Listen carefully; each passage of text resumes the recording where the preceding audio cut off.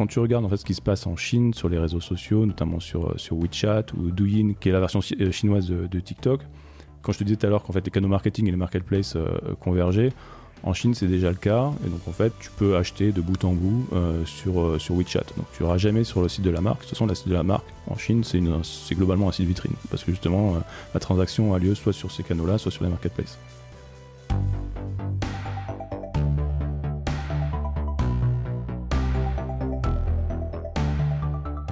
Bonjour, vous êtes sur le point d'écouter un nouvel épisode du Panier, le podcast e-commerce dans lequel on décortique les recettes gagnantes des acteurs du commerce en ligne. Mon objectif est de dénicher avec vous les meilleurs conseils et retours d'expérience pour se lancer et progresser dans la vente en ligne.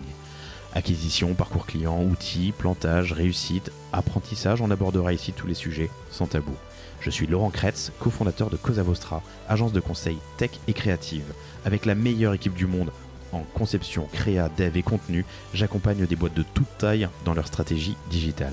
Contactez-moi sur lepanier@cosavostra.com, sur LinkedIn ou sur notre site cosavostra.com. Bonne écoute.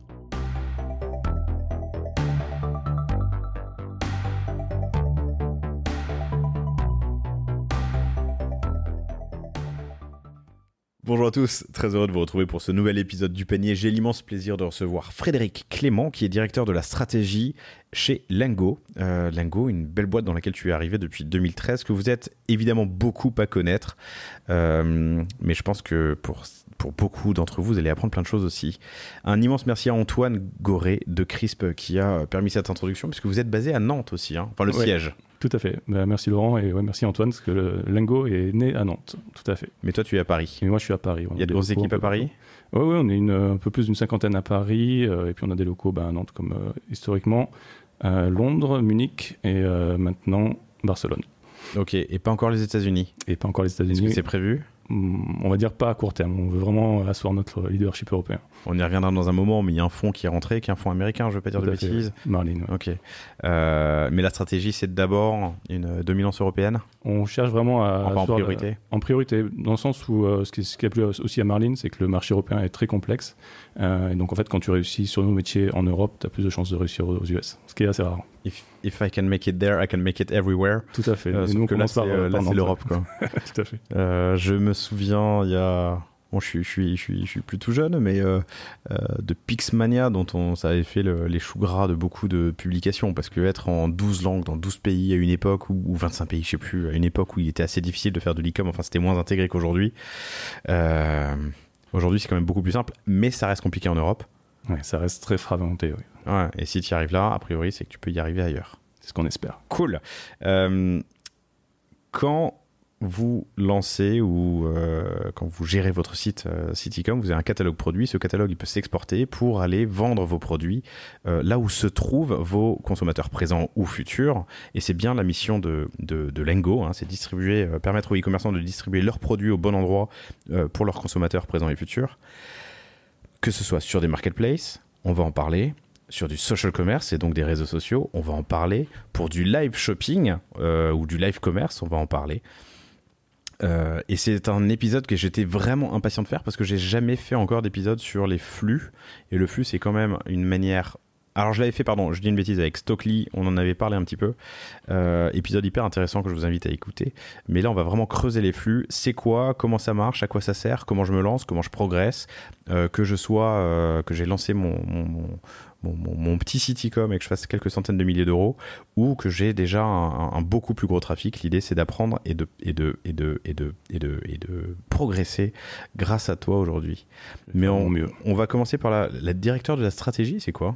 Voilà, c'est un terme très pompeux. Dans les grandes lignes, en fait, on a fait rentrer un fonds qui s'appelle Marlin Private Equity en début d'année dernière. Et l'enjeu de mon poste depuis cette entrée-là, c'est vraiment de travailler sur les sujets moyen terme et long terme. Parce que tu sais très bien, quand tu es dans une start-up ou dans une scale-up, tu es vraiment drivé au trimestre, et donc tu es vraiment toujours dans l'immédiateté. Et en fait, le fait de faire rentrer Marlin au capital nous a permis aussi d'avoir une vision beaucoup plus long terme, et donc d'avoir des sujets, notamment l'expansion géographique, l'expansion internationale, les sujets de stratégie produit et de M&A aussi, qui sont des sujets beaucoup plus long terme. Et donc moi, je m'occupe vraiment uniquement de ces sujets-là. J'interviens, on va dire, au quotidien avec les équipes, mais sinon, j'essaye de travailler à long terme, sachant que le long terme chez Lengo, c'est au-delà d'un trimestre. On ne va pas parler de plan quinquennaux, quoi. Surtout dans une période, on enregistre, si vous écoutez l'épisode plus tard dans la vie, on enregistre en mai 2022. On est en plein dans une espèce d'incertitude, j'en parle avec beaucoup de e-commerçants en off, ou d'ailleurs pas au micro, d'incertitude, de contraction de marché, en mélangeant l'Ukraine, les appros de consommables ou de micropros d'Asie, le canal de Suez qui a été bouché, les élections évidemment. Beaucoup de gens se posent beaucoup de questions, et pas seulement dans l'e-com d'ailleurs, hein, je l'ai remarqué aussi dans d'autres secteurs. Mais c'est pas le sujet. Est-ce qu'on pourrait commencer peut-être par présenter Lengo, l'histoire et ce que vous faites aujourd'hui ? Oui, tout à fait. Écoute, Lengo, comme tu l'as dit, c'est né en fin 2009. À cette époque, Michael, donc notre fondateur, CEO, est toujours présent chez Lengo, avait cette vision qui est de se dire les commerçants ont un besoin assez fort de diffuser leur catalogue produits sur des comparateurs de prix qui, à l'époque, pour les plus anciens d'entre nous, étaient des acteurs très dominants sur le marché, et encore plus européens, avec des acteurs comme Quelcou ou le Guide.com dont Michael venait. Et donc il avait cette envie de créer une plateforme qui permettait ultra facilement à des gros retailers online de diffuser leur catalogue produit sur ces comparateurs de prix pour être, déjà live sur ces comparateurs, parce que chacun avait ses spécifications techniques qui n'étaient pas forcément les mêmes, et puis d'avoir une présence optimisée, en fait, parce que déjà à l'époque, les notions de ROI et d'optimisation des CPC avaient du sens. Et donc c'est comme ça qu'il a créé cette plateforme dès 2009 pour aider des marchands à l'époque de taille moyenne, puis après de très gros marchands à se développer sur les comparateurs de prix. Et puis de façon assez organique, le développement s'est fait sur des différents verticaux. Donc on a commencé très fort sur l'électronique, après sur la mode et d'autres catégories de produits. Et puis sur une plus grande variété de destinations. Donc on a commencé à travailler avec les plateformes d'affiliation, à travailler avec des canaux clics qui commençaient à décoller comme Google Shopping, puis Facebook Ads et autres. Et puis est arrivée l'explosion des marketplaces, qui a été un vrai move pour Lengo. Donc c'est vraiment une inspiration qu'on a prise, et pour aider justement les mêmes marques et les mêmes distributeurs à vendre sur ces marketplaces qui au départ étaient Amazon, eBay, puis depuis notamment en France, on parle de dizaines, voire de centaines de marketplaces. Donc l'histoire de Lengo, c'est ça en termes de plateforme. Et puis en termes de société, ça a été un développement européen qui a été poussé par nos clients et nos partenaires, parce que quand tu travailles avec, par exemple, historiquement, la Fnac, c'est un acteur avec lequel on travaille beaucoup et avec lequel on travaille encore beaucoup. Quand ça se passe bien en France, ils pensent à toi sur l'Espagne. Et puis de la même façon, quand tu travailles bien avec Google, ils pensent à toi sur différents pays. Donc en fait, on a grandi avec nos clients et nos partenaires. Et aujourd'hui, vous faites quelle taille ? Aujourd'hui, on est un peu plus de 250 personnes. Sur les 4 bureaux dont tu m'as parlé, je dis une bêtise. Hein. Ouais, on est Nantes, Paris, Munich, Barcelone. Nantes, Paris, Londres, Munich, Barcelone. Ouais. Ok, donc 5. Bureaux, 4 pays. 250 personnes. Ouais, un peu plus. Ok. C'est quoi un flux ? Alors, on aura, chers auditeurs, chères auditrices, différents niveaux de maturité sur le sujet. Mais en revanche, bien comprendre ce que c'est la base. Donc, pour qu'on soit tous level up à niveau, c'est quoi un flux ? Alors, un flux, de façon un peu schématique, c'est un peu la partie émergée de l'iceberg, en fait. Quand tu vois un site e-commerce, ou quand tu vois une publicité sur Facebook, tu vois des images et des informations sur des produits. Donc, tu vois des prix, tu vois des noms de produits, tu vois des images, des photos. Et tout ça, en fait, est stocké quelque part. Et diffusé soit des fichiers, soit des API. Et en fait, un flux, c'est vraiment ce qui va centraliser toutes ces informations produits qui sont à la base, qui viennent du site e-commerce ou qui viennent d'une base de données quelconque, et qui va être adapté pour chacun des canaux sur lesquels tu vas vouloir présenter tes produits. Donc c'est vraiment une adaptation de ton catalogue produit spécifique au canal marketing sur lequel tu souhaites apparaître. Donc ça vient de mon site, c'est mon catalogue qui communique d'une manière ou d'une autre, mais sur un format qui est défini avec les plateformes en question. Exactement. Donc pour être concret, quand tu as ton site sur Shopify et que tu souhaites faire une publicité dynamique sur Instagram, il va y avoir un flux qui va transiter entre ton catalogue, entre ton site e-commerce et Facebook. Ça existe depuis toujours ? Ça existe quasiment depuis toujours, oui, sous différentes formes, sous différents formats et autres, mais depuis toujours, en fait, tu as besoin d'avoir un export en fait, de ton catalogue produit pour pouvoir l'utiliser soit en interne, soit en externe. Ok, ce qu'on aurait pu faire avec des web services ou des API. Ce qu'on fait toujours avec des web services et des API.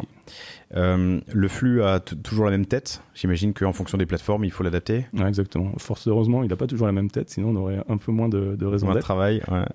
Donc nous, on aime bien la complexité.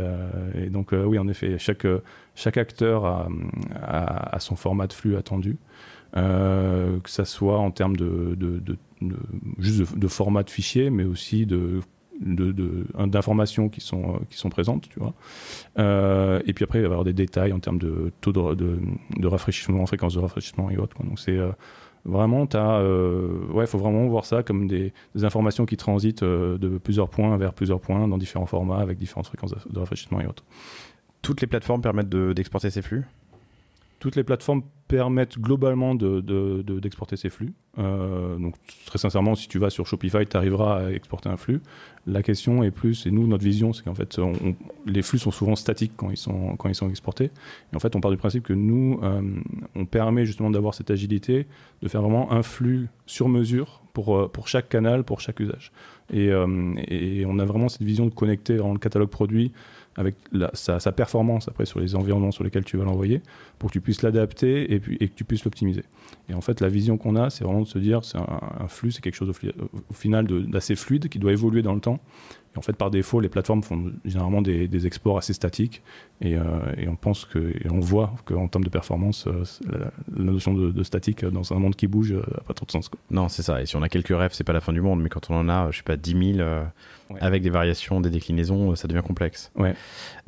Cool, on peut faire plein de choses, hein, de la pub, aller poser ses produits sur des marketplaces, faire du social commerce ou du live commerce. Je te propose de faire j'en oublie certainement. Il y a autant d'environnements. On est connecté à quasiment 2000 partenaires aujourd'hui. Mais oui, les grandes lignes, c'est marketplace, social commerce, tout ce qui est paid search, affiliation. Et puis après, on a énormément de connexions avec des outils aussi, parce qu'en fait, quand tu es il y a beaucoup de technologies on-site, de recommandations de produits, même de recherche sur le site qui ont besoin aussi d'être alimentés en catalogue produit. Donc, on est connecté aussi à ces gens-là. Cool. Moi, ce que j'aimerais comprendre, c'est pour chacune de ces grandes briques, avec quelques use cases peut-être, comment ça marche, les bonnes choses à savoir, l'évolution dans le temps depuis. Donc, ça fait quand même presque 10 ans que tu es chez. Ouais, ça fait 8 ans déjà. Ouais. Voilà l'évolution qu'il y a pu avoir. Et je te propose de commencer par les marketplaces parce que c'est quand même je sais pas, une grosse brique du sujet, je crois. Ouais, c'est une grosse partie de notre business. En fait, nous, on avait très tôt la vision de se dire que canal marketing, marketplace, à la fin ça convergerait d'une façon ou d'une autre. Donc, on a toujours investi sur les deux sujets. Mais les marketplaces représentent un gros sujet chez nous parce qu'en fait, les intégrations sont déjà beaucoup plus lourdes que les intégrations vers des canaux marketing classiques. Dans le sens où on va diffuser de l'information produit, mais aussi on va recevoir toutes les informations de commande de ces différentes marketplaces. Donc, comme tu le sais, quand tu es une marque, tu présentes tes produits sur la marketplace, la transaction n'a pas lieu sur ton site e-commerce, mais elle a lieu sur la marketplace elle-même. Donc, si tu veux pouvoir analyser tes commandes et juste pouvoir les gérer, les envoyer à des consommateurs finaux, il faut que ces marketplaces t'envoient des informations de commande. Donc ça, c'est quelque chose qu'on gère aussi. Donc le flux va dans les deux sens. Et le flux va dans les deux sens. Donc l'intégration est beaucoup plus poussée. Il y a des notions de rafraîchissement aussi qui sont beaucoup plus importantes. Mais oui, clairement, le marché de la marketplace, c'est un marché très important pour nous. C'est un marché qui est extrêmement évolué en Europe. Et très sincèrement, on peut rendre hommage à des sociétés comme Miracle ou autres qui ont vraiment évangélisé le marché. Et nous, on a commencé par travailler avec des marketplaces généralistes qui étaient généralement des purs marketplaces. On a commencé très tôt à travailler avec eBay, on a travaillé avec Amazon. Et au fur et à mesure, nos clients historiques, qui étaient des gens comme la Fnac, dont qu'on citait, ou des acteurs comme La Redoute en France ou Carrefour, ont lancé eux-mêmes leur modèle de marketplace. Et donc, nous ont sollicité pour bien sûr continuer à les aider sur leur acquisition de trafic via les canaux qu'on gérait, mais aussi et surtout pour onboarder des marques et des vendeurs sur la marketplace pour alimenter leur marketplace en produits, parce que c'est un peu le nerf de la guerre. Tu as cité la Fnac depuis tout à l'heure, mais du coup on parle bien de la Fnac en tant que... La Fnac. Pourtant j'ai mangé déjeuner. On parle bien de la Fnac en tant que distributeur, pas la marketplace de la Fnac. Et ben c'est les deux en fait. C'est pour ça qu'on a une relation assez forte avec les distributeurs qui sont souvent aussi des marketplaces en Europe. Parce qu'on va avoir une relation où ils vont travailler avec nous pour... très clairement pour faire de la publicité sur les canaux Google Shopping ou autres, donc vraiment sur de l'acquisition de trafic, et puis travailler avec nous sur de l'acquisition là pour de marchands sur leur marketplace, parce que monter une marketplace c'est une partie du sujet, mais ta marketplace il faut que tu la remplisses de produits, de marchands, et donc ça passe par Lingo aussi. Quelle grande évolution de marché tu as vu sur les marketplaces et sur le consommateur sur les marketplaces? On a vu pas mal de changements. Le premier changement intéressant qu'on a eu, c'était la notion de spécialisation de marketplace. Au départ, les marketplaces, c'était vraiment des acteurs généralistes. Et on a vu de plus en plus d'acteurs spécialisés. Bien entendu, des acteurs spécialisés sur un marché. Encore une fois, en France, on est bien positionné avec des acteurs comme Cdiscount qui arrivent vraiment à avoir une place importante sur le marché. Mais de façon intéressante aussi, des acteurs spécialisés de plus en plus sur des verticaux. Donc, tu connais Zalando, par exemple, en Europe sur la mode. En France, on peut être très fier d'avoir des acteurs comme Mano Mano qui sont très forts sur le bricolage. Et ça, c'est vraiment une tendance qui a été intéressante parce que ça offrait des environnements, notamment aux marques, dans lesquels elles sont peut-être plus à l'aise que sur des environnements très généralistes où elles n'arrivaient pas forcément à se retrouver. Et donc chez nous aussi, historiquement, on travaillait beaucoup avec des distributeurs. Et depuis le développement de ces marketplaces très niche, quand on parle de mode, on s'entend, ça a permis d'intéresser beaucoup de marques qui veulent aller en direct to consumer sur ces marketplaces. L'explosion des marketplaces s'explique aussi pour l'explosion des acteurs de marketplace. Tu citais Miracle, il y en a plein d'autres. Sur ces verticales. Du coup, spécialisé. Très bien. Tu as des exemples de succès sur les marketplaces et est-ce que tu peux analyser les facteurs clés de succès d'un vendeur qui a su utiliser les flux pour intelligemment ou je te pose la question différemment, qu'est-ce qu'il faut faire pour bien réussir sur des marketplaces en utilisant intelligemment tes flux? Ouais. C'est une bonne question. Je vais réfléchir sur des cas particuliers, mais je pense que de façon générale, en fait, je pense qu'il y a quelque chose à anticiper, et pour le coup, je prêche pas pour ma paroisse, c'est que vendre sur la marketplace, c'est pas un projet technique. C'est un projet technique à 10% et c'est un projet d'organisation à 90%. Donc bien entendu, sur les 10%, j'aurais des super success stories à raconter, mais très sincèrement, si je veux être vraiment utile à tes auditeurs, c'est vraiment de ne pas sous-estimer ce facteur humain et ce facteur organisationnel, ne serait-ce que sur la partie support et sur la partie logistique. Quand tu es une marque, ça fait 10 ans que tu vends en wholesale à tes distributeurs, tu es habitué à envoyer des palettes à des distributeurs qui vont revendre le produit unitairement, gérer le support, gérer les retours. Tu passes en marketplace, nous on vraiment l'associe au direct to consumer parce que tu vas vendre en end-to-end ton produit, tu vas gérer toutes les questions de support avant et après l'achat, tu vas devoir gérer la logistique, les retours. Et ça, c'est des sujets, notamment sur les sociétés importantes, qui peuvent être extrêmement longs et extrêmement lourds. Et nous, pour être très honnête, quand une marque vient nous voir et n'a pas encore vraiment attaqué ces sujets-là, les commerciaux, dans leur liste de leads dans Salesforce, ça va redescendre parce qu'en fait, ils savent très bien qu'il va se passer plusieurs mois, voire années, avant que les sujets techniques qu'on couvre, nous, vont apparaître. Vous utilisez Salesforce ? On utilise Salesforce. Ouais, alors question, pardon, vraiment parenthèse. Depuis l'arrivée du fonds américain ou avant déjà ? Avant, oui. Ok. Il y a je sais plus qui, mais quelqu'un sur l'épisode sur le podcast de mon associé Génération Do It Yourself qui disait qu'en gros, chez certains VC américains, ça fait partie des critères de choix. Ouais. En gros, si la startup a été suffisamment intelligente pour passer chez Salesforce parce que ça simplifie les process et ça lime un peu les frictions et que du coup ça te permet de te concentrer sur ton core business, c'est un bon choix et ça fait partie des critères de choix. Ouais. Nous on l'a pas fait pour ça, on l'a fait, bon c'est pas forcément le sujet, mais je pense que ça aide aussi sur les recrutements en fait. C'est une sorte de standard, donc quand tu vas chercher des sales dans tous les pays du monde, le fait d'avoir un Salesforce c'est assez rassurant pour tout le monde. C'est rassurant et plus simple que de trouver des mecs qui utilisent Zoho ou Pipedrive ou Nutshell CRM, qui était un CRM qu'on utilisait avant. Nutshell, et que tu ne connais pas. Non, Nutshell, c'est la petite noisette. Ouais. Très bien. Est-ce qu'il vaut mieux vendre sur une plateforme? Comment choisir sa marketplace? Écoute, le sujet est vraiment déjà d'analyser au maximum ce qui se passe sur la marketplace pour ta marque et ce que font tes concurrents. On a beaucoup de cas en fait de marques qui se retrouvent vendues sur leur marketplace sans savoir comment c'est arrivé. Donc en fait, elles ne sont pas maîtres de leur destin. Et donc on les pousse vraiment à analyser au maximum ce qui se passe déjà sur les marketplaces qu'elles ciblent.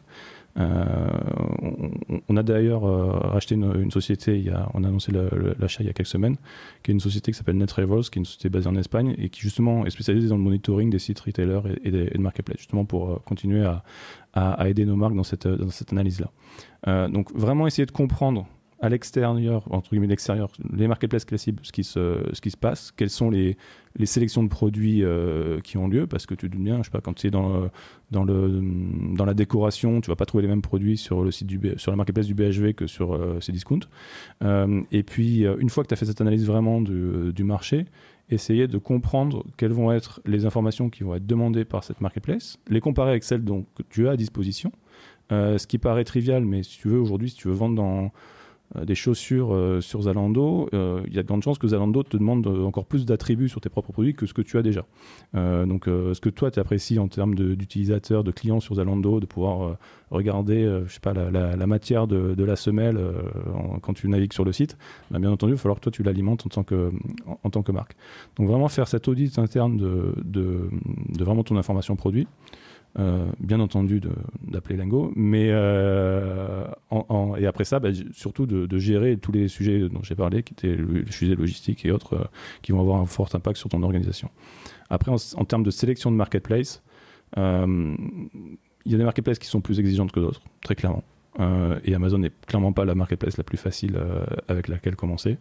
Exigeante en termes de travail, de customisation, travail et surtout en termes de qualité de service client. Donc en fait, Amazon, à la fin, ils n'ont pas envie que leur expérience client soit dégradée par leurs vendeurs, ce qui est tout à fait louable. Mais ça met la barre d'autant plus haut pour les vendeurs qui veulent intégrer la marketplace.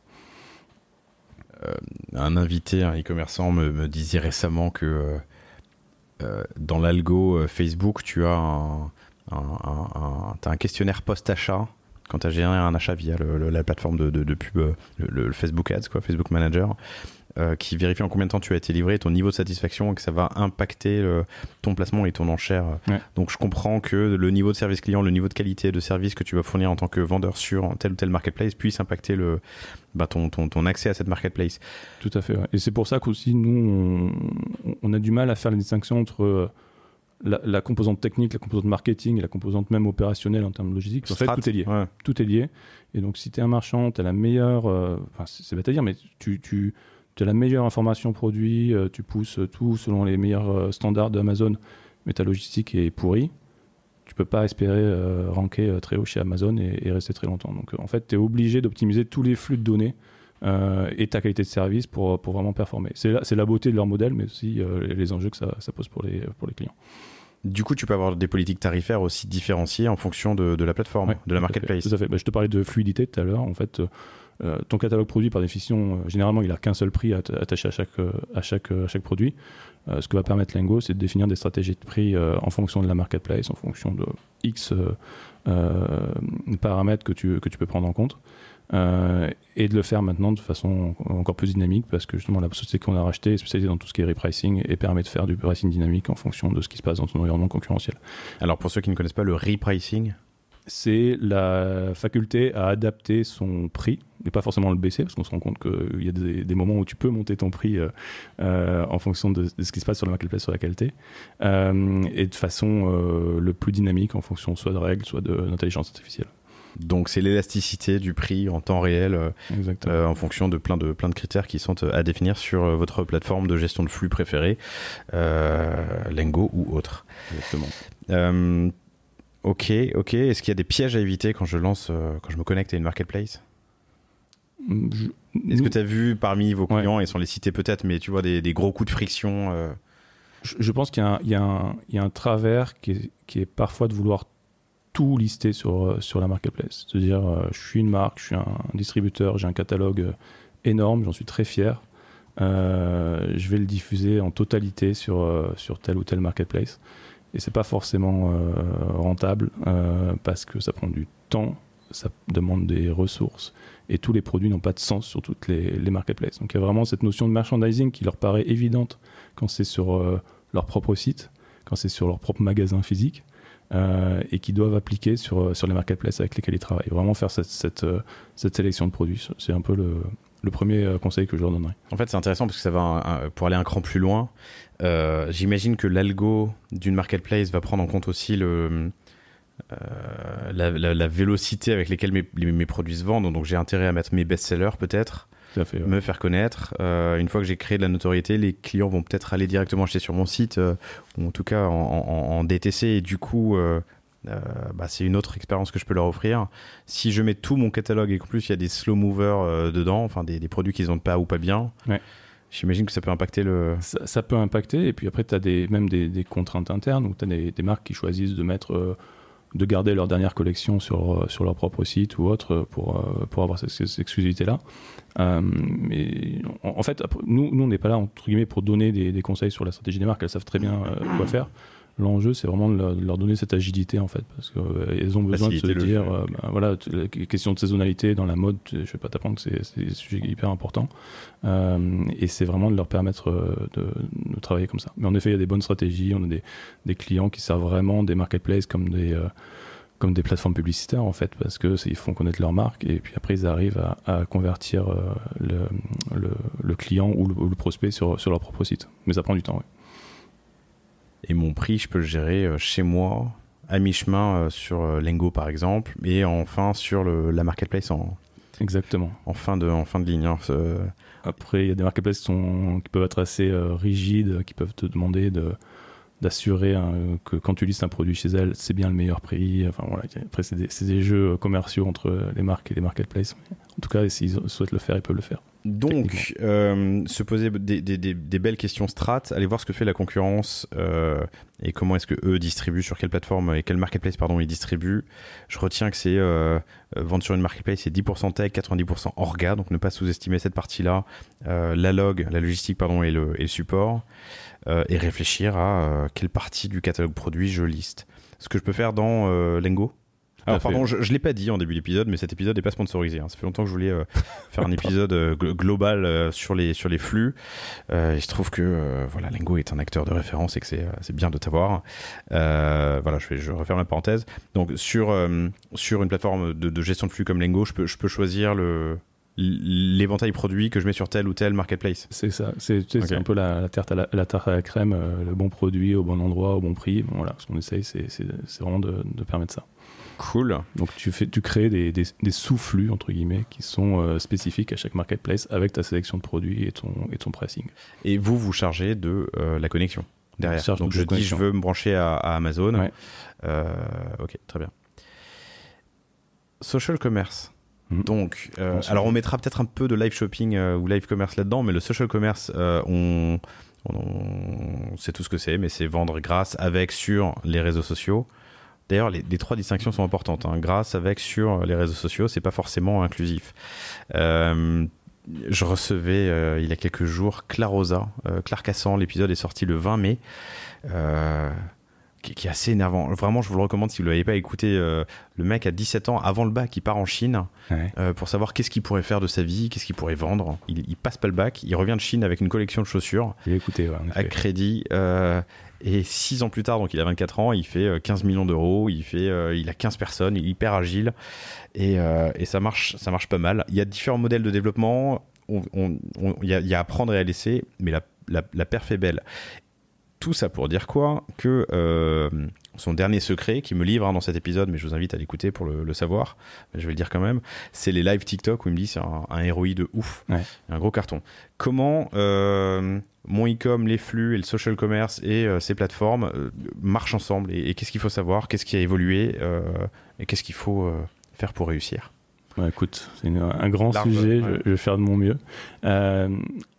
D'où c'est parti de formats publicitaires qui étaient assez simples, qui étaient des bannières dynamiques. Donc en gros, quand tu es sur Facebook, quand tu es sur Instagram, bien entendu, tu peux voir des pubs avec des bannières statiques, et puis tu peux voir des pubs avec des produits qui défilent. Et ça, c'est la façon dont on a commencé à travailler avec les acteurs du social commerce, parce que comme tout le monde, ils avaient besoin de flux produits pour alimenter ces bannières dynamiques.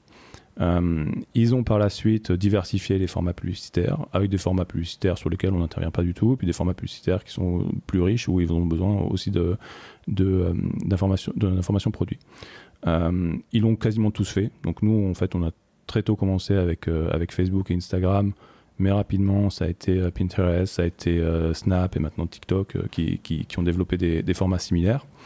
Ce qui est intéressant, c'est que quand tu regardes en fait ce qui se passe en Chine sur les réseaux sociaux, notamment sur WeChat ou Douyin, qui est l'équivalent qui est la version chinoise de TikTok, ils sont allés un cran plus loin en fait. C'est qu'ils voient, quand je te disais tout à l'heure qu'en fait les canaux marketing et les marketplaces convergeaient, en Chine c'est déjà le cas, et donc en fait tu peux acheter de bout en bout sur WeChat. Donc tu vas avoir une publicité pour un produit lambda.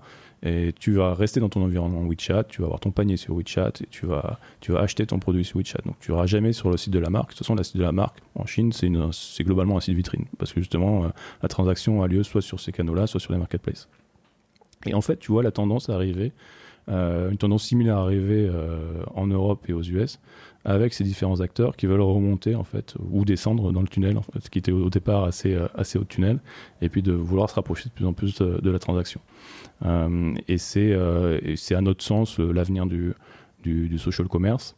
Après, il y a des enjeux, bien entendu, de ciblage et d'audience, parce qu'on est bien passé pour savoir que c'est pas parce que tu as un média avec une audience phénoménale que tu peux la transformer, et qui sont tous dans un contexte d'achat, de recherche de produits et autres.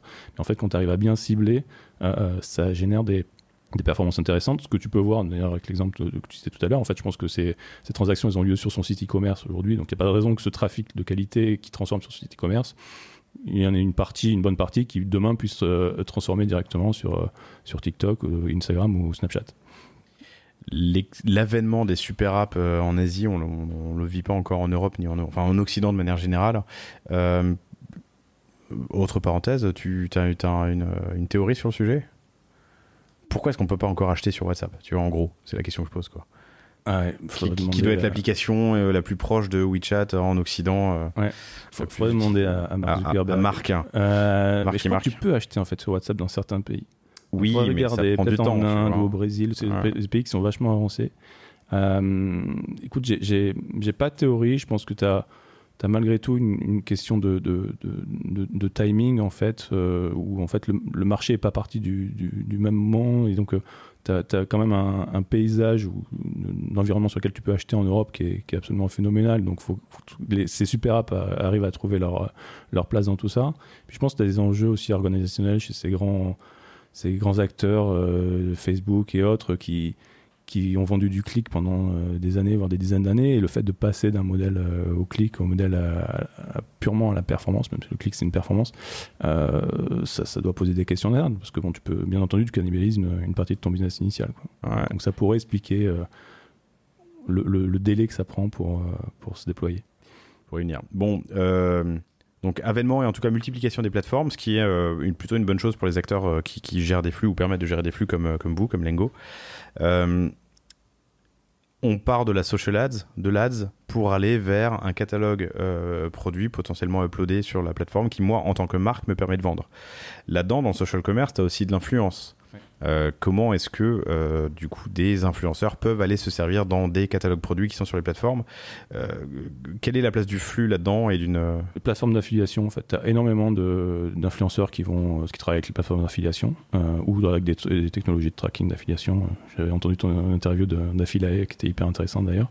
Et donc ces gens-là ont besoin d'un catalogue produit et ça passe par Lingo aussi. Ouais. Ok. Donc ça c'est sur la file. Et sur ces plateformes, on parlait de TikTok, ou je parlais de TikTok en tout cas. Tu parlais de Douyin, oui. L'équivalent chinois. Enfin, c'est pas l'équivalent, c'est la même boîte, mais c'est la version chinoise. La version chinoise, ouais. Il y a le live. Est-ce que le live, c'est une évolution de ces problématiques? Comment est-ce que je l'aborde? Qu'est-ce que je fais moi en tant qu'e-commerçant pour me... C'est une bonne question. En fait, le live, nous, on le voit en Europe, on le voit beaucoup. On voit plus sur les sites e-commerce que aujourd'hui sur les réseaux sociaux. Donc en fait, on voit des e-commerçants et non des moindres. Il y a eu, si tu regardes sur les fêtes de fin d'année de l'année dernière, je pense que tous les e-commerçants qui avaient un peu de poids en Europe ont organisé leur live en coopération avec des marques. Ils voient, à la base, ils voient ça vraiment comme quelque chose d'événementiel, en se disant voilà, je vais communiquer sur un lancement de produit, je vais communiquer sur tel événement, Black Friday ou ce que tu veux. Et en fait, ce qu'on voit, c'est que les acteurs qui fonctionnent le mieux avec le live, c'est vraiment des gens qui ont réussi à créer des rendez-vous réguliers avec leur audience et donc faire du récurrent en fait. Et il y a pas mal de technos qui permettent de faire ça. Il y a des technos seuls ou des technos qui viennent avec des offres de services qui vont te proposer des influenceurs ou autres pour te permettre de travailler ton live, ou sinon de te former pour que tu aies des lives authentiques avec tes vendeurs, avec ton personnel. Mais nous, on voit vraiment ça comme un dispositif complémentaire. On est à la limite du retail média, tu vois, les coopérations, les anciennes têtes de gondole entre les marques et les distributeurs. On voit le retail média comme une composante on voit le live comme une composante du retail média. Et du coup, en tant que e-commerçant, quel choix faire? Quelles questions se poser avant de se lancer via mes flux et via une plateforme sur du social? Je pense qu'encore une fois, c'est essayer de comprendre les spécificités de ces réseaux sociaux, parce qu'on a tendance à les comparer un pour un, de se dire tiens, il y a plus de monde sur Facebook que sur Pinterest, et puis TikTok et l'audience est en train d'exploser. Mais en fait, tu te rends compte que juste en termes de type d'audience, en termes de logique, de type d'informations recherchées, ils ont vraiment leur spécificité. On avait travaillé sur le lancement de Pinterest en Europe, donc sur leur offre e-commerce il y a quelques années, et tu te rendais compte que certes leur audience était beaucoup moins importante qu'Instagram, mais ils avaient une vraie pertinence sur certains moments de vie, typiquement déménagement, mariage, naissance, qui donnaient des super performances et qui donnent de super performances chez des annonceurs et des marques qui sont dans cet environnement-là. Donc ça, c'est vraiment encore une fois, chaque environnement a ses spécificités, et je parle même pas de spécificités techniques parce que nous on en fait notre affaire, mais c'est vraiment de comprendre quelles sont les attentes des consommateurs pour du contenu organique et d'essayer de se greffer au maximum sur ce contenu organique pour proposer une expérience publicitaire qui a du sens pour ces gens-là. Est-ce qu'il y a des erreurs à éviter, des pièges à éviter, des erreurs à ne pas faire, et des pièges à éviter? Encore une fois, il y a des choses basiques de sélection de catalogue, notamment parce que ces plateformes-là ont de très bonnes performances publicitaires sur des notions de reciblage.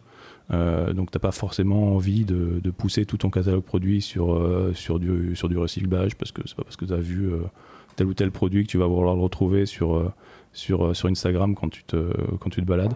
Donc encore une fois, la sélection de produits, elle est clé, quoi. Je pense que, et je parle même pas de la notion de ROI, où bien entendu si tu vends des produits très peu chers avec très peu de marge, ta marge va être bouffée par tes CPC, donc faut le faire un peu intelligemment, mais juste en termes de sélection de produits, juste pour répondre à ton audience, c'est hyper clé. Cool. J'ai enregistré un épisode récemment qui sera sorti quand vous écouterez cet épisode, je crois, mais c'est en partenariat avec Rakuten, qui se place en partenaire des marques. Mais bref, on revient sur un sujet qui est, quand on se lance dans le retail, je vais le dire en français, mais c'est emplacement. S'il y a 3 choses à savoir, c'est emplacement. Et du coup, l'équivalent, quand on bosse avec des marketplaces, c'est où est-ce qu'il y a le plus de foot trafic, d'eye trafic, de click trafic, j'en sais rien. Et ce sera pareil du coup pour les choix que vous faites là. Alors, autre brique qui est intéressante, mais je me demande si elle est passée de... c'est très début des années 2000, 2010, j'en sais rien, mais les comparateurs, c'est une catégorie qui disparaît, qui change, qui a bougé, qui... C'est une catégorie qui a énormément bougé, principalement parce que le plus gros comparateur aujourd'hui, c'est Google. Donc, le Google Shopping, avec son développement européen, mais plus global, a fortement concurrencé les comparateurs de prix généralistes. Mais donc c'est là où, encore une fois, on s'est rendu compte que tu avais 2 environnements qui convergeaient. Historiquement, tu avais les comparateurs d'un côté, le search de l'autre. Aujourd'hui, voilà, avec Google Shopping, tu as les 2 en 1, si je peux dire. Mais on retrouve des comparateurs, encore une fois, des comparateurs verticaux, des comparateurs de niche avec lesquels on travaille en direct ou via des plateformes d'affiliation qui vont être... Encore une fois, leur enjeu, c'est pas forcément d'agréger autant de trafic que les grands, mais qui vont avoir une audience hyper ciblée qui va atteindre des besoins très particuliers. Tu vois, en France, par exemple, on travaille avec Les Numériques, qui est un site très test, review de matériel. Presque institutionnel. Presque institutionnel. Et qui a un super trafic, en fait. Donc c'est des comparateurs qui ont vraiment du sens aujourd'hui. Donc, ils sont verticalisés éventuellement sur ou spécialisés. Très bien. Une autre tendance, et j'aimerais savoir quel impact ça a dans cet univers, le consommer local et du coup consommer à proximité potentiellement. Comment est-ce que ça peut... comment est-ce que je dois l'aborder moi en tant que e-commerçant et pour la question de flux, pardon. En fait... nous, un gros sujet, et c'est le fait de travailler avec des vrais commerçants omnicanaux, est lié justement à comment on peut utiliser le online pour amener du trafic local. Donc, je ne sais pas si c'est le sens de ta question, mais pour être très concret, c'est d'autres types de flux. Donc, en gros, plutôt que d'avoir un flux unique de ton site e-commerce, tu as autant de flux que tu as de magasins. Donc avec tes niveaux de stock par produit, par ton niveau, tes prix différents, si tu as des prix différents en fonction de tes magasins ou autres. Et il y a pas mal d'acteurs, dont Google, dont on parlait tout à l'heure, qui te permettent justement, quand tu tapes, si tu es ici à Paris 17e, tu tapes canapé rouge. On va te dire bien entendu que ce canapé rouge est disponible sur Conforama, le site, mais il va te dire aussi, tiens, il y a un Conforama qui est à 1 km et il est disponible à tel prix. Et ça, c'est des flux, pour le coup, qu'on gère aussi. Donc, tu as cette notion de local qui est... de online to offline qui est assez importante. Ça prend du temps parce que je te parlais tout à l'heure d'enjeux organisationnels, d'enjeux techniques. C'est assez lourd. C'est des systèmes d'information qui parfois sont nés quand nous n'étions pas encore nés. Donc c'est d'autres challenges, mais c'est des sujets hyper intéressants. Ouais. Non, mais là, le nombre d'intermédiaires... j'essaie juste de comprendre quelles sont les étapes pour savoir qu'il y a un canapé rouge chez Confo dans le 17e disponible et éventuellement en promo ou à tel prix. Ouais. Juste le flux de la donnée, c'est quoi là ? Très sincèrement, c'est souvent de la donnée qui est stockée dans des ERP chez ces enseignes-là. Ouais. Et qui est connectée à Lengo. Ouais. Et qui part chez Google dans des formats bien spécifiques, qui est mis à jour de façon hyper fréquente parce que tu n'as pas envie de te rendre compte. Donc ça, c'est grâce à Google Shopping. Et ça, c'est grâce à Google Shopping. Ouais, ok, c'est pas du SEO, c'est pas du crawl live. Alors, il faudrait que tu demandes, il y a des acteurs qui sont, en France, des acteurs comme Partout ou autres, qui sont spécialisés sur tout ce qui est local. Et c'est de plus en plus en organique, ouais. C'est de plus en plus en organique sur les fiches produits, les fiches des établissements, en fait. Mais le gros, à la base, c'est vraiment la partie publicitaire via Google Shopping. Mais Facebook a des offres similaires. T'as pas mal d'acteurs dans ce secteur-là. Mais il y a une barrière à l'entrée qui est assez élevée, en effet, pour aller chercher la donnée, quoi. Et il faut en plus du live et du bon live pour pas être déceptif pour l'utilisateur qui va chercher son canapé rouge. Alors son petit scooter pour un canapé rouge. Ça peut être encore plus déceptif en effet. Est-ce qu'il y a des choses à savoir, pièges à éviter sur Google Shopping et la manière dont je vais me connecter? Ou des particularités? On va dire que ça s'est stabilisé. À un moment, il y avait vraiment des changements hyper fréquents en termes de données attendues, en termes de best practice. Donc sur l'aspect purement technique, en fait, ça s'est un peu rationalisé, donc c'est un peu moins compliqué que c'était avant. Moi, ce que je dirais, c'est qu'en fait, Google, tu le sais bien, ils poussent fortement leurs algorithmes et leur IA pour justement automatiser un maximum la gestion de campagne, la gestion de bidding, d'enchères sur Google Shopping et sur Google en général. Nous, on se voit vraiment comme une couche entre le marchand et les algorithmes de Google pour en fait nourrir au maximum les algorithmes de Google avec de l'information qui est propre au marchand. Parce qu'en fait, quand on voit ton catalogue produit, Google, il va avoir des produits avec des prix. Par contre, ton niveau de marge, il n'en a aucune idée. Ta saisonnalité, il n'en a aucune idée. Tes taux de retour, il n'en a aucune idée. Et en fait, nous, c'est des informations qu'on peut transmettre, qu'on peut agréger, parce que il y a des acteurs qui ne veulent pas transmettre leur marge à Google. On se demande pourquoi, mais en tout cas, ils vont se servir de Lengo pour dire ok, je ne vais pas dire que je fais 50% de marge, mais je vais mettre dans le segment high margin plutôt que margin basique. Et ça, en fait, ça va permettre de driver les algorithmes de Google pour avoir un bidding et une sélection de produits plus intelligente. Et ça, c'est vraiment la vision qu'on a chez Lengo. C'est pas d'aller gérer des campagnes, c'est pas d'aller réinventer la roue. On pense que les algos de Google sont pas trop mauvais. Et que je parle de Google, mais ça peut être la même chose chez Facebook ou autre. Et en fait, on se voit vraiment comme ce proxy entre la marque, le distributeur et ses algorithmes, justement pour les faire travailler intelligemment. Ok, super. Je vois l'enjeu. On a fait un grand tour des principales briques. Je veux me lancer demain, je fais quoi? Tu te lances demain. Il y a différents cas de figure.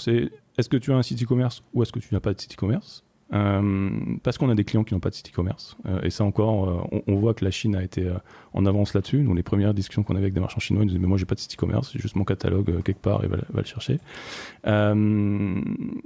Essayer de comprendre aujourd'hui les canaux qui marchent pour toi, parce que généralement, si tu te lances, si tu décides d'activer tu fais pas encore de social commerce, tu peux voir ce qui se passe en organique, ce qui se passe en paid ou autre sur ton site, et commencer à identifier les produits qui ont du sens à pousser, notamment en haut tunnel, parce que là, tu vas être sur des phases de discovery dans un premier temps sur les canaux marketing. Et puis commencer à activer au fur et à mesure les canaux en fonction des retours d'expérience que tu as. Parce qu'encore une fois, tu peux être tenté de te dire moi je veux être sur tous les canaux marketing. Avec tout mon catalogue. Très sincèrement, sauf si tu as une équipe extrêmement performante ou que tu dors pas la nuit et que tu es un QI au-dessus de la moyenne, ça va être compliqué. Donc il faut y aller étape par étape et ça va bien se passer. Mais faut vraiment prendre son temps et comprendre encore une fois les spécificités de chaque canal pour... Faut voir chaque canal comme un jeu avec sa règle en fait. Et donc une fois que tu as compris la règle, par définition tu joues mieux. Bon, comme toujours, itérer, procéder par test, apprendre, optimiser, puis recommencer quoi. Exactement, la notion de test est hyper importante. On a beaucoup de clients qui utilisent notamment les marketplaces pour tester certaines gammes de produits, certains pays, parce qu'elles n'ont pas lancé un site, parce qu'elles n'ont pas ce que tu veux. Et ce retour d'expérience c'est vachement utile en fait. Ça leur permet vraiment après d'itérer et d'élargir leur développement sur des sujets plus sensibles. Et puis parfois ils ont aussi besoin de vendre ce sujet en interne, qui est de dire attention, oui, ça va être de l'incrément, ça va pas être juste de la cannibalisation, parce que c'est souvent la crainte en interne, c'est de dire attention, j'ai déjà mon magasin, j'ai déjà mon site, la marketplace va manger mon business, et donc ça leur permet vraiment d'itérer là-dessus. Ouais. Avec tes 10 ans, j'exagère maintenant, mais 8 années d'expérience chez Lengo, mais ta belle connaissance en tout cas du secteur, à partir de quand est-ce qu'il faut commencer? Est-ce qu'il y a une taille? Est-ce qu'il y a un sweet spot? Est-ce que...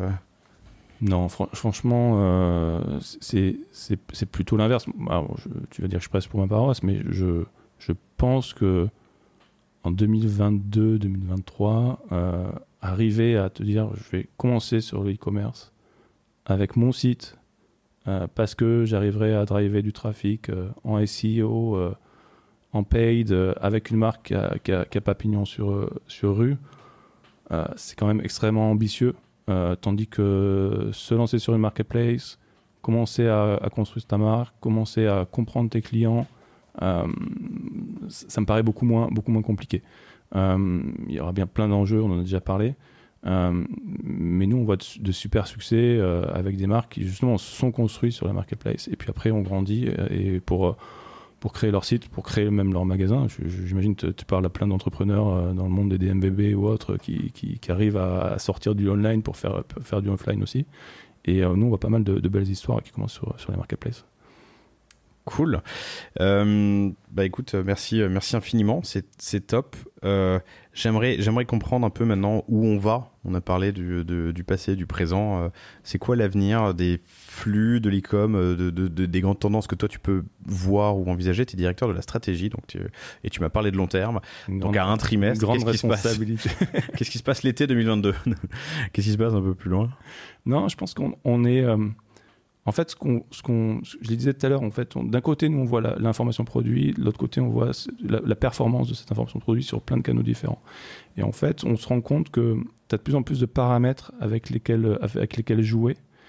Tu parlais tout à l'heure, tu vois, du performance de ton SEO, par exemple, sur Amazon, en fonction du nombre de ventes que tu faisais.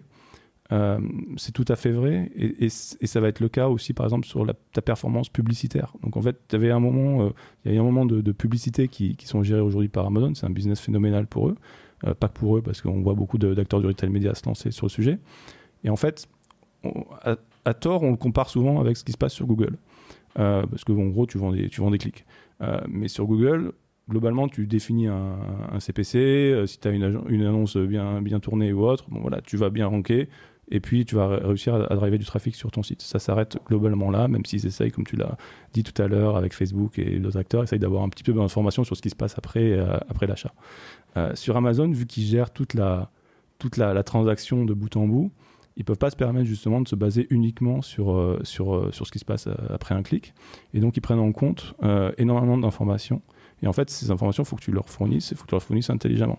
Ne serait-ce que parce que sur Amazon, en fait, déjà, c'est une conversion qui se fait en deux phases.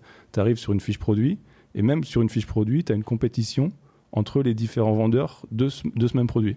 Ce qui n'est absolument pas le cas sur Google, où quand tu as gagné le clic, tu as la personne sur ton site. Donc en fait, tu as une notion de concurrence pour avoir cette visibilité-là et cette vente qui est extrêmement importante et qui va prendre en compte des paramètres, encore une fois, comme tu as ton niveau de stock, ta dynamique de vente, ta logistique, ta qualité de support. Et en fait, nous, ce qu'on se rend compte, c'est qu'en fait, pour être vraiment efficace en tant qu'e-commerçant, en tant que marque dans cet environnement-là, il faut que tu arrives à casser un peu tous les silos qui sont dans ta boîte, parce que ton service client, généralement, c'est pas la même personne que la personne au marketing ou à la logistique ou autre. Et malgré tout, il faut que tu arrives à les faire parler entre eux. Il faut que tu arrives surtout à agréger cette donnée-là pour qu'Amazon la comprenne. Et Amazon ou tous les acteurs du secteur. Et encore une fois, nous, on voit ça comme une énorme opportunité. Parce que ça rajoute de la complexité et très clairement c'est difficile à faire en tant qu'acteur indépendant, mais on trouve que c'est intéressant en fait comme direction, parce qu'en fait au final le dénominateur commun de tout ça c'est l'expérience client, c'est reprendre, se dire qu'est-ce que veut réellement le client, et c'est pour une bonne raison que ça a commencé par Amazon, c'est de se dire comment j'arrive vraiment en utilisant des tiers, parce qu'encore une fois pour une marketplace un vendeur c'est un tiers, à malgré tout raccrocher les wagons pour que l'expérience client soit similaire, voire meilleure que ce que moi je ferais en tant que retailer, quoi. Et ça, c'est vraiment des sujets sur lesquels on travaille avec nos partenaires, avec nos clients. Et je pense que ça va s'accélérer parce que alors ma directrice marketing adore ce terme, et elle a vraiment raison, c'est le commerce everywhere, donc le commerce a lieu partout. Et donc tous ces environnements-là sont autant de challenges pour les marques et les distributeurs, et autant de jeux qu'elles doivent maîtriser pour pouvoir être performantes. Et les règles du jeu se complexifient de plus en plus, avec une concurrence qui est de plus en plus forte et des niveaux de marge qui peuvent être pas forcément incroyables. Et donc, le jeu coûte de plus en plus cher pour et une multiplication des acteurs, mais du coup l'importance d'avoir des outils puissants et flexibles, agiles, qui me permettent de bien vendre au bon endroit au bon consommateur. Ouais, tout à fait. Moi, c'était l'une des, pas des craintes, mais je m'étais dit, si demain le marché se concentre, quelle est la raison d'être d'un acteur comme Lengo? Et en fait, tu te rends compte que tu as des pans du marché qui sont concentrés. On parlait des comparateurs de prix. Mais en côté de ça, tu as des marketplaces qui ont explosé, tu as des réseaux sociaux, tu en avais 2 qui comptaient il y a 5 ans, tu en as 10 aujourd'hui. Donc en fait, c'est une histoire sans fin, on espère. Cool. Frédéric, merci infiniment pour ton temps, c'était passionnant. Merci à toi. Chères auditrices, chers auditeurs, j'espère que cet épisode vous a plu, ce tour d'horizon du flux e-commerce et de comment l'utiliser, comment performer. Si vous avez des questions, vous pouvez retrouver Frédéric Clément, mais sur LinkedIn, dans l'URL, c'est Clément Frédéric. Mais bref, mon Clément. Email, c'est encore plus simple, c'est frédéric@lengo.com. Allez, moi j'ai pas le droit de le donner, tu l'as fait, c'est formidable. Non mais très bien. Il y a plein d'autres acteurs, je vous invite à googler et comparer évidemment, mais Lengo est un acteur de choix et de référence en France, parmi d'autres. Oh là là, les pincettes que je prends. Mais non, mais c'est un marché qui est dynamique et on accueille la concurrence avec grand plaisir. Merci infiniment pour ton temps et surtout tes explications très claires et didactiques. Merci à toi pour l'accueil. À bientôt. À bientôt. Salut. Salut. Merci d'avoir écouté cet épisode du panier. J'espère qu'il vous a plu. Si c'est le cas, et même si ce n'est pas le cas, abonnez-vous pour ne rater aucun épisode. Parlez-en autour de vous et laissez-moi un commentaire sympathique sur Apple Podcast. C'est ce qui m'aide le plus à remonter dans les classements. N'hésitez pas non plus à le partager à chacun de vos contacts dans le business. Chaque nouvel auditeur intéressé est une victoire. Si vous avez besoin d'un accompagnement tech et créatif, que ce soit pour votre site internet, votre stratégie de contenu ou d'inbound marketing, n'hésitez pas à me contacter à l'adresse lepanier@causavostra.com. À bientôt.